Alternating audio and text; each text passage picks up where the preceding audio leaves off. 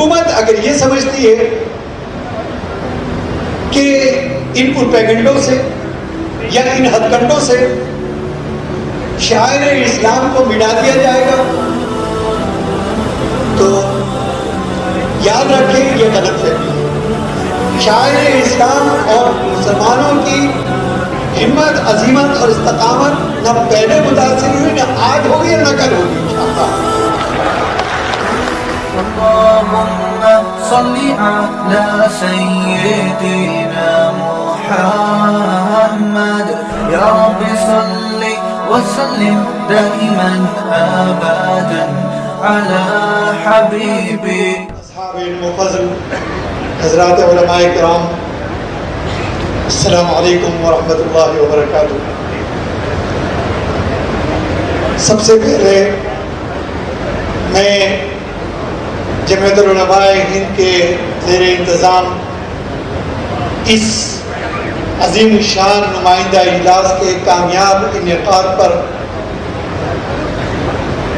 میں برادر محترم جناب حضرت مولانا سید محمود اسد مدنی صاحب دامت برکاتہم اور ان کے ساتھ شانہ بشانہ صف بصف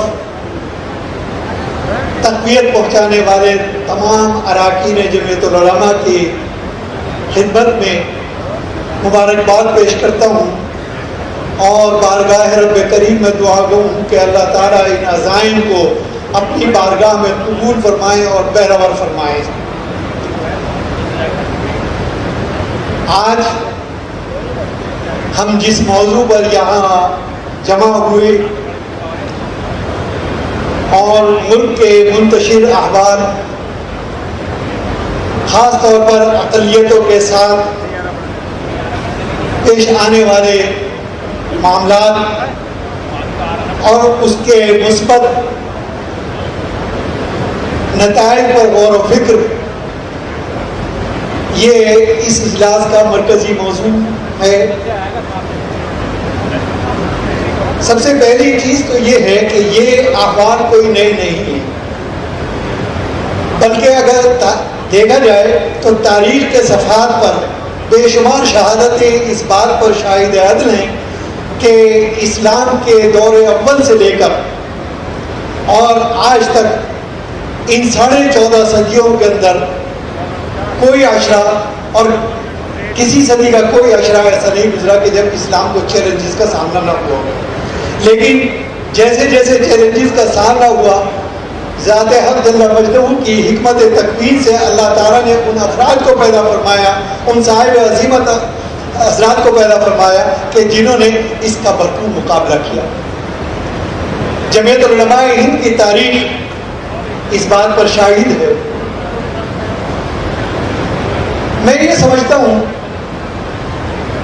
کہ مایوسی کی کوئی وجہ نہیں، حالات شدید ہے، سختر ہے، چیلنجز ہیں، لیکن مایوسی کی کوئی وجہ نہیں، کیونکہ مایوسی مومن کے لیے ہرگز روا نہیں ہے۔ اس سے پہلے بھی احوال آئے۔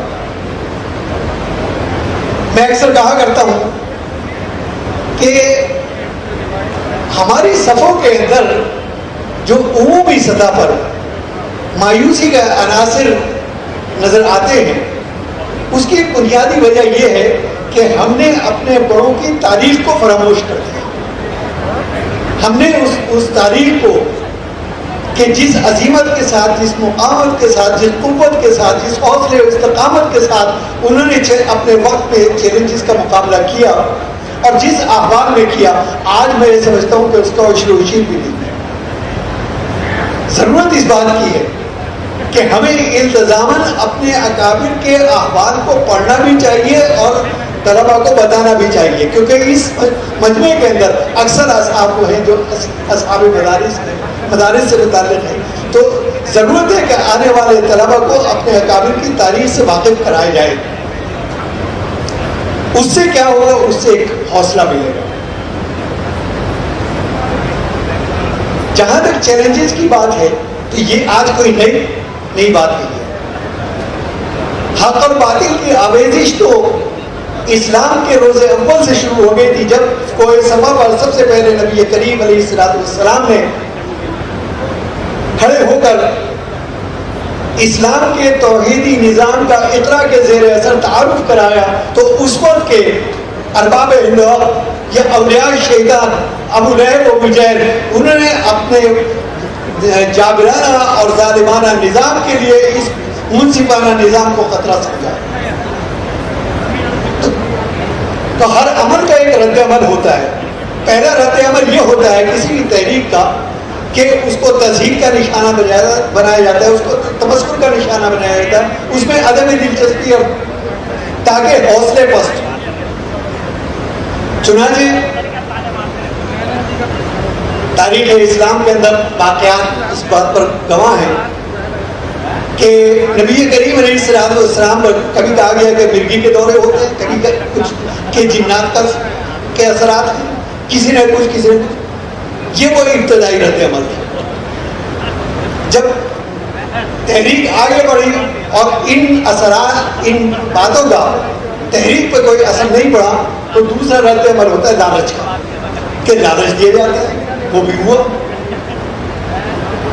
کہ جو دولت چاہیں، قریش کی جو جس عورت سے چاہیں نکاح ہم کرائیں گے، سرداری چاہیے سرداری دی جائے گی۔ اور تیسرا رد عمل ہوتا ہے دھمکیوں کا، سازشوں کا، خوف و دہشت کا ماحول پیدا کرنے کا، اور چوتھا رد عمل ہوتا ہے ہجوم کا۔ تاریخ اس بات پر گواہ ہے کہ ادوار بدلتے ہوئے تلک الایام نداولها بین الناس، اعمال بدلتے رہتے ہیں، لیکن اللہ تعالیٰ وقت اور حالات کے لحاظ سے ان افراد کو پیدا فرماتے ہیں کہ جو وقت کے نفس شناس ہیں۔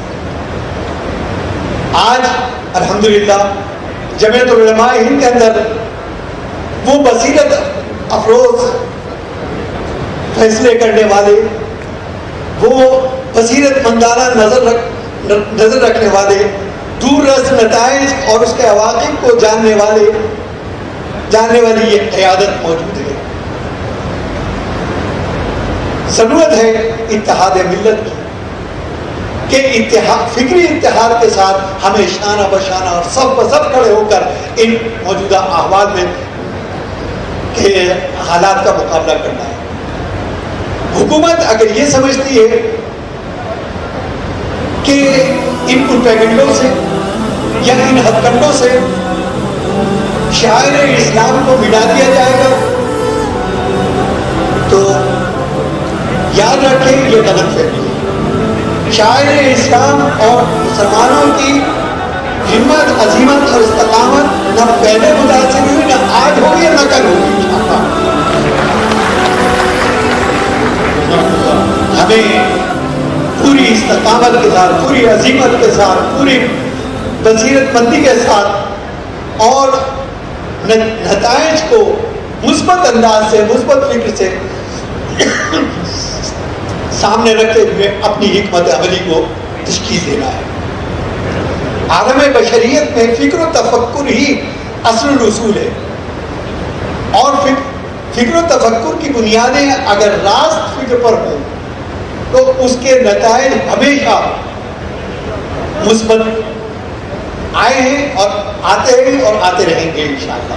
اس لیے میں یہ سمجھتا ہوں کہ مایوسی کی کوئی وجہ نہیں۔ اس اجلاس کے اندر پیش کی جانے والی تجاویز اور جو آپ کے سامنے لائے عمل پیش کیا گیا،